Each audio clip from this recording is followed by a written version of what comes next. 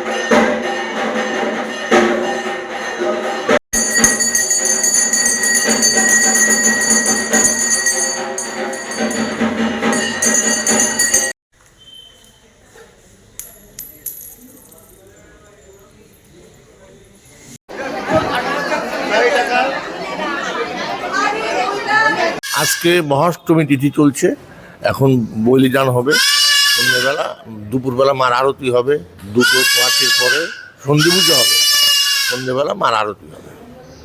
মূলত মায়ের কাছে প্রার্থনা, আমরা সবসময় মার কাছে প্রার্থনা করি সবাই সুখে থাকুক, শান্তিতে থাকুক। নবমী তো আজকেই লেগে যাবে, কালকে পুজো 8টায় শুরু হবে। হ্যাঁ, সকাল 8টায় শুরু হবে, 12টা 12-র মধ্যে ছেড়ে যাবে, 12টার মধ্যে অন্নভোগ হয়ে যাবে।